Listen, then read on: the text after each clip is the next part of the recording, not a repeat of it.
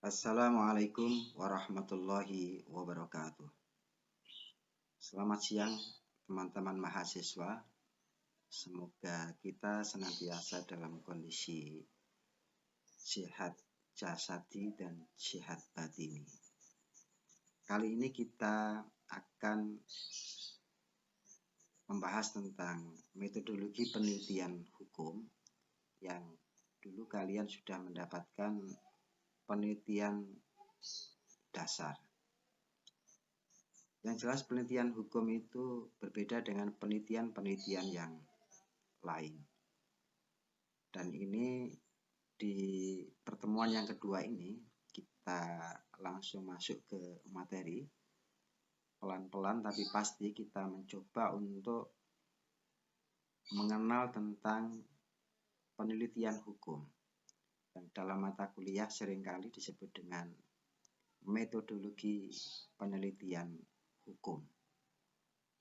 Penelitian ini adalah atau metodologi penelitian ini adalah sangat penting sekali karena tanpa melalui mata kuliah ini tentu mahasiswa tidak akan bisa untuk melakukan penelitian hukum yang mempunyai karakteristik, yang mempunyai spesifikasi, yang mempunyai diferensialisme atau perbedaan dibandingkan dengan penelitian-penelitian pada umumnya. Yang dulu pada waktu kita mempelajari pengantar ilmu hukum, kita sudah mengkaji tentang teori-teori hukum, ya. Kemudian madhab-madhab dalam hukum, itu sangat penting sekali nanti akan dijadikan sebagai landasan teori atau sebagai sebuah konsep dalam melakukan sebuah penelitian hukum. Kemudian di pengantar ilmu hukum dulu juga kita pernah mengkaji bahwa ada satu madhab bahwa hukum itu satu ilmu yang berdiri sendiri. Ya. Pandangan bahwa hukum itu merupakan disiplin ilmu yang berdiri sendiri inilah yang kadangkala justru membuat sekat terhadap penelitian hukum itu sendiri. Yang seolah-olah hukum dan penelitiannya itu tidak bisa dihubungkan dengan penelitian-penelitian menurut disiplin ilmu lain. Tapi itu satu hal yang penting. Hari ini kita akan mencoba melihat apa sih sebetulnya penelitian hukum itu. Awal-awal ini tentu kita akan mencoba mengenal pengertiannya terlebih dahulu. Kita ngambil dari pandangannya Erwin Pollack yang memberikan pengertian bahwa penelitian hukum itu sebagai suatu penelitian untuk menemukan in concreto. Masih ingat istilah in concreto? Dulu kita pernah membahas tentang in abstracto dan in concreto. Jadi kalau in abstracto itu adalah hukum dalam arti norma, hukum dalam arti teori, ya. Tapi kalau in concreto itu adalah hukum dalam arti prakteknya. Ada istilah das Sollen dan das Sein. Das Sollen itu adalah hukum dalam arti norma, sesuatu yang seharusnya menurut hukum. Tapi kalau das Sein itu adalah hukum dalam arti prakteknya. Nah, ini menurut Pollack bahwa yang dimaksudkan dengan penelitian hukum itu adalah sebuah penelitian untuk menemukan in concreto. Nah, in concreto itu yang dimaksudkan di sini adalah meliputi berbagai kegiatan untuk menemukan apakah yang merupakan hukum yang layak untuk diterapkan secara in concreto untuk menyelesaikan perkara tertentu. Hukum secara teori itu in abstracto. Ya, hukum secara teori itu sejauh mana kita mampu menjadikannya sebagai alat, sebagai dasar atau sebagai instrumen untuk menyelesaikan perkara-perkara tertentu. Ini pengertian penelitian hukum yang disampaikan oleh Erwin Pollack. Lebih tegasnya begini, penelitian hukum terdiri dari dua kata, yaitu penelitian dan hukum. Ini kalau dalam bahasa Indonesia ya. Jadi perpaduan dari dua kata penelitian dan hukum. Kalau kita lihat dari bahasa lain ya, berarti research ya. Riset itu adalah itu kembali ya, search itu menemukan. Berarti sesuatu upaya untuk menemukan dengan cermat secara kehati-hatian terhadap peristiwa-peristiwa yang berkembang di masyarakat, ya, kemudian itu nanti diselesaikan menggunakan hukum yang ada. Jadi kalau di sini dijelaskan to find something, untuk menemukan sesuatu.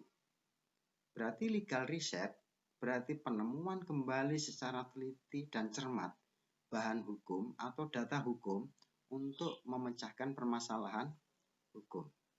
Kita kembali lagi kepada slide sebelumnya, ya. Jadi itulah yang dimaksudkan dengan penelitian hukum, yaitu terdiri dari kata teliti yang berarti penelitian merupakan tindakan yang penuh dengan kehati-hatian dan kecermatan. Hukum, ya hukum itu sendiri yang dulu sudah pernah kita bicarakan, pengertian hukum itu sangat luas sekali, karena sangat luasnya tidak ada satupun yang mampu mendefinisikan hukum itu secara utuh. Sehingga dengan demikian, hukum yang dimaksudkan di sini itu adalah menurut sudut pandang masing-masing dari aliran filsafat hukum. Karena bisa jadi satu aliran memberikan pengertian hukum adalah demikian, ya. Aliran hukum lain mengatakan bahwa hukum itu adalah demikian. Nah, secara netral dan sederhana, hukum itu adalah norma yang ditegakkan dan diakui oleh otoritas publik untuk mengatur negara dan masyarakat. Ini sudah mengarah kepada hukum positif atau hukum yang diberlakukan hari ini.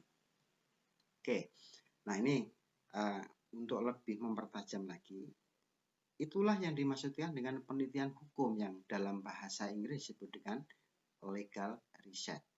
Riset itu adalah upaya untuk menemukan kembali, legal itu adalah hukum. Berarti penemuan kembali secara teliti dan cermat bahan hukum atau data hukum untuk memecahkan permasalahan hukum.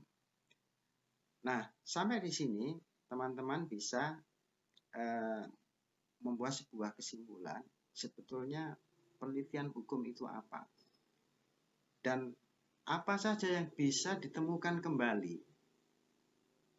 Ya, karena hukum dalam arti undang-undang, ya, itu kan sudah ada undang-undangnya. Nah, tidak ada undang-undang yang jelek. Semua undang-undang yang diproduk oleh lembaga yang diberikan kewenangan membuat undang-undang itu, kita asumsikan adalah bagus. Tapi apakah undang-undang tersebut itu sesuai dengan faktanya? Nah, untuk mencoba melihat tidak kesesuaian antara undang-undang dengan faktanya inilah, maka perlu ada upaya untuk menemukan kembali. Jadi setidaknya itu. Kemudian kedua, bagaimana implementasinya?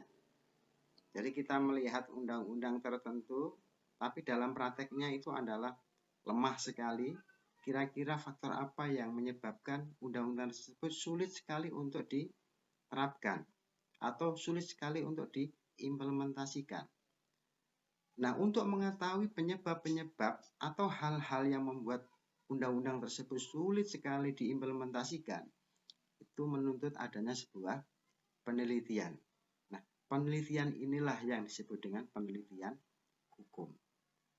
Banyak contoh-contoh yang mestinya, ya, contoh-contoh yang di lapangan tersebut sepatutnya kita jadikan sebagai satu objek penelitian. Satu contoh misalnya perda yang dibuat oleh pemerintahan daerah tertentu. Ternyata perda itu adalah dalam implementasinya sulit sekali. Bahkan bisa dikatakan implementasinya adalah zero. Nah, itu kenapa? Nah, berbicara tentang kenapa, itulah kemudian melahirkan atau mendorong kita untuk melakukan sebuah penelitian. Untuk itu, titik-titik ini merupakan tugas. Kenapa menemukan kembali?